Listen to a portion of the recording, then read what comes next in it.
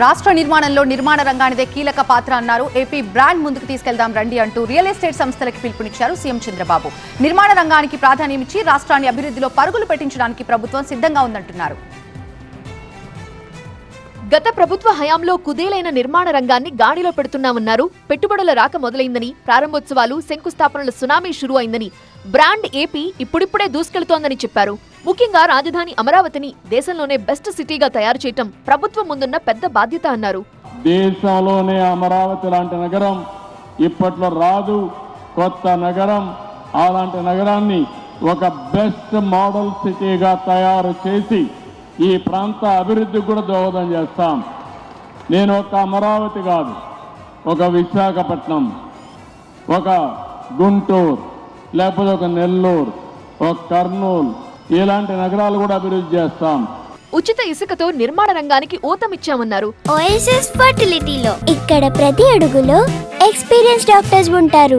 In the good hands of science. Mummy daddy అవ్వాలంటే OSS కి call చేయండి. నిర్మాణ రంగం నిరంతరం జరిగే ప్రక్రియ అని సీఎం చంద్రబాబు నాయుడు అభివర్ణించారు. నరేట్కో, క్రెడాయ్ లాంటి సంస్థలు ముందుకొస్తే అమరావతి అద్భుత నగరంగా మారటం పెద్ద విషయమేమీ కాదన్నారు సీఎం చంద్రబాబు. 5 సంవత్సరాల నుంచి చూశాను, అన్ని రంగాల కంటే నిర్మాణ రంగం పూర్తిగా దెబ్బతినే పరిస్థితికి వచ్చింది. మేము వచ్చిన తర్వాత 7 నెలలు అయింది. బిల్డ్ ఏపీ అనే నినాదంతో ఈరోజు మనందరం ముందుకు పోతున్నాం. నిర్మాణ రంగానికే కాకుండా అనుబంధ రంగాల్లో అన్నిటికీ ప్రాధాన్యత ఇచ్చాం. పట్టణీకరణలో అత్యంత కీలకమైనది నిర్మాణ రంగం.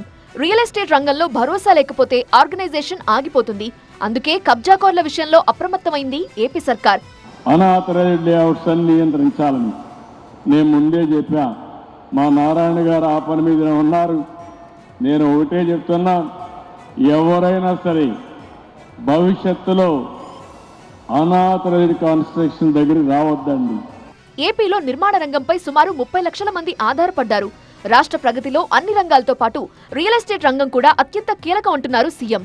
గడిచిన 5 ఏళ్లు ఏపీలో రియల్ ఎస్టేట్ పడకేసింది అన్నారు. నిర్మాణ రంగాన్ని మళ్లీ పైకి తీసుకొస్తున్నామని అంటున్నారు సీఎం చంద్రబాబు.